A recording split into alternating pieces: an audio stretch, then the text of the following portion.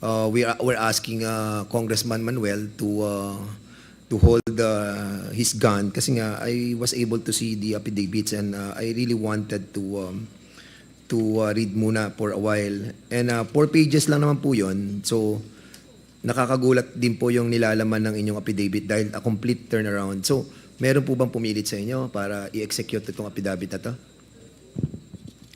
Wala po, Mr. Chair. It took me 1 week to make some reflections po. And what pushes you to execute? I realize the truth will always set us free, Mr. Chair. And at least I will be able to contribute if we really want to make this country a better place to live and for our children. I think we have to do something para maibalik po yung trust sa PNP, magkaroon po ng reform sa PNP, and yung tiwala po ng mga tao, whether victims of criminals sa gobyerno. Kanina po may sinasabi kayo na natatakot kayo sa buhay niyo at sa pamilya niyo. Saan po kayo natatakot? Of course po, it's normal, Mr. Chair, when you speak the truth, you cannot please everyone. And it's normal to anybody to have that mixed emotion. But still, it took me 1 week to make reflections. And I realized I need to do my part po. Dahil po ba sa relasyon niyo sa nakaraang administrasyon kay former president? Kaya po ang damdamin niyo po ay mixed emotion? Normal lang naman bilang tao po, Mr. Chair. Pero what prevailed after a week of reflection is I always say the truth will always set me free. I want a better place, a better PNP, Mr. Chair. Yes, Mr. Chairman, Ma'am Garma, we are all on the same page. Move by SDS Don Gonzales. So now you have the floor again, Ma'am Royina Garma.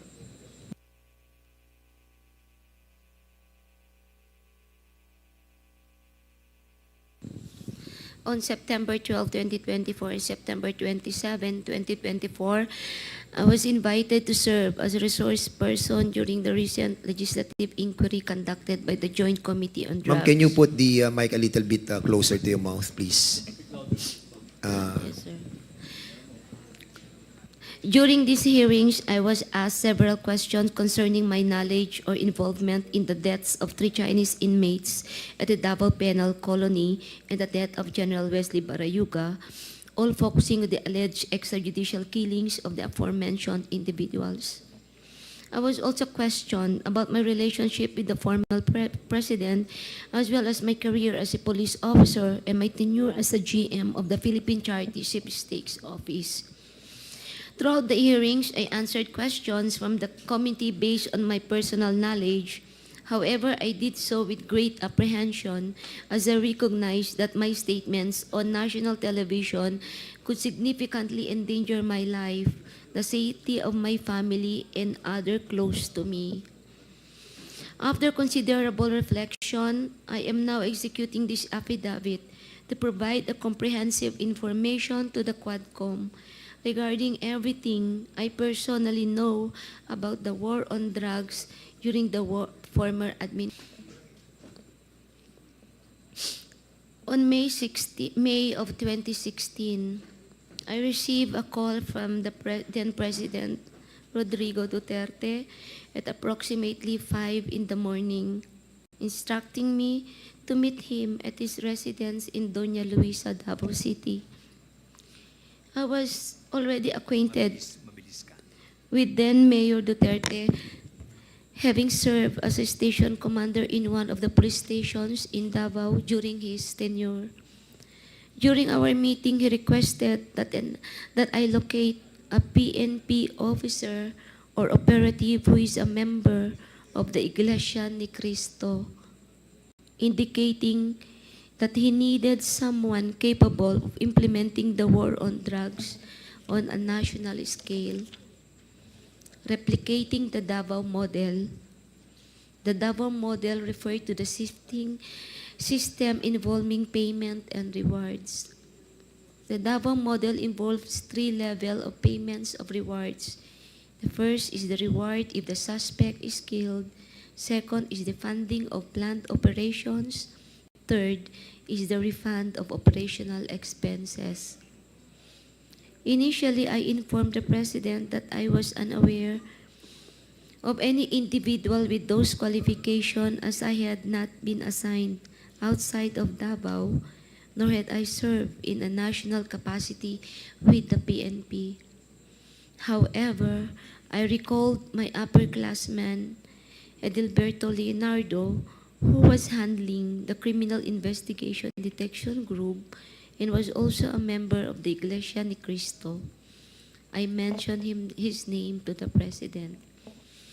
On the same day, a certain individual named Muking contacted me by the phone to request Leonardo's contact details, which I promptly provided. A week later, I learned from Arthur Narsolis via phone call that Leonardo had been summoned and was instructed to proceed to Royal Mandaya Hotel for a meeting. Leonardo informed me that he stayed at the hotel for 3 days, during which the President directed him to organize a task force similar to PAOK-TF. When Leonardo relayed this information and urged me to join the task force, I declined, citing my lack of experience in handling such operations. Leonardo subsequently informed me that he had prepared a proposal routed through Bongo outlining the task force operations, which would encompass Luzon, Visayas, and Mindanao. He also inquired if he and his classmates could have a courtesy call with the President through Bongo for a photo opportunity. Considering this, I thought it would be prudent also to invite my classmates, Bakay, Vilela, Grijaldo, Tuzon, and Dueñas, to join the courtesy call. The members of Class 97 and Class 96 of PNPA were accommodated in a separate room at the TPWH office in Panacan, Davao. The President did not enter our room, and I was unaware if he visited the room of Class 96. This is 96, sir, not 97. After the courtesy call, Leonardo informed me that the structure of the intended task force would undergo changes. In June of 2016, Leonardo was transferred from Manila to assume the position of the chief of the CIDG in Region 11. During the initial 3 months of this assignment, I facilitated all meetings between Leonardo and Bongo at Leonardo's request. Subsequently, they established direct communications. Leonardo informed me that he had recalled several trusted personnel, namely, I met Lester Berganyo, Romel Bactat, Rodel Serbo, Michael Palma, and Peter Parungo to serve as operatives for the task force. Notably, Romel Bactat, Rodel Serbo, and Michael Palma were all discharged as police officers. Romel Bactat and Romel Serbo, Michael Palma were all former police officers stationed at CIDG 11 office. They were discharged from service on or about a year ago due to an operation that led to the killing of one individual. Lester Berganyo is a private citizen, while Peter Parungo was a former detainee in CIDG due to a charge of rape that has been cleared. Romel Bactat, Rodel Serbo, Michael Palma, and Peter Parungo were charged with the task force of collecting, verifying informations provided by police officers in the field concerning arrests or deaths of individuals named in the list of drug personalities, and creating a summary report. All of these reports would then be encoded compiled by Lester Berganyo. The compilation is thereafter elevated to Leonardo, who will then decide what level the arrest or killing was and its corresponding reward. Rewards were only given for killings, while for arrests, only the funding of the Coplan and a refund for the expenses was given. I saw how this individual operated when I would visit the CIDG office in Region 11 to see my friend Lot Lot. He also conveyed to me that the task force would be structured differently, in that he submitted a document to Bongo detailing the task force operation, including an overview of the current drug landscape in the Philippines. I was also informed that the drug structure originated from Bucor, where numerous drug lords are currently incarcerated, and that it has 3 branches, Luzon, Visayas, and Mindanao, with Peter Lim involved in the Visayas region. Once the task force became operational, I later learned that all Coplan funds, refunds for operational expenses, and rewards for agents were processed through the bank accounts of Peter Parungo at Metrobank, BDO, and PS Bank. Concurrently, Lester Berganyo maintained a comprehensive list of the drug personalities in the Philippines. Leonardo conducted briefings for all PDEA, IG, regional directors, and PNP chiefs regarding the operations. Additionally, if any individual died during police operation, Leonardo would report the incident to Bongo for inclusion in his weekly report and request for refunds of operational expenses. Leonardo had the final authority to determine who would be included on the list of drug personalities and to classify their threat levels, as well as the discretion to remove individuals from the list.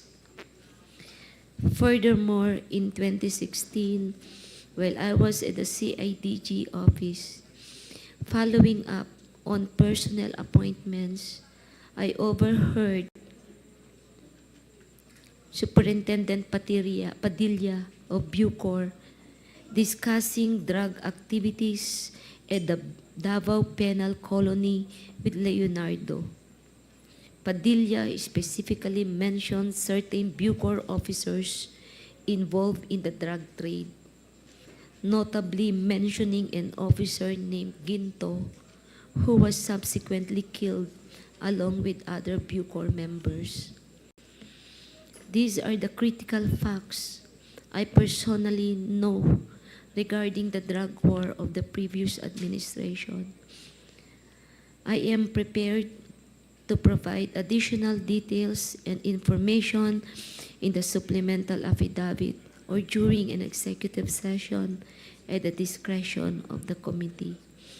I affirm the truthfulness and accuracy of the above statement to assist in the investigation by the Joint Committee on Dangerous Drugs, Public Order and Safety, Human Rights, and Public Accounts of the Honorable House of Representatives, the QuadComm. Mr. Chair.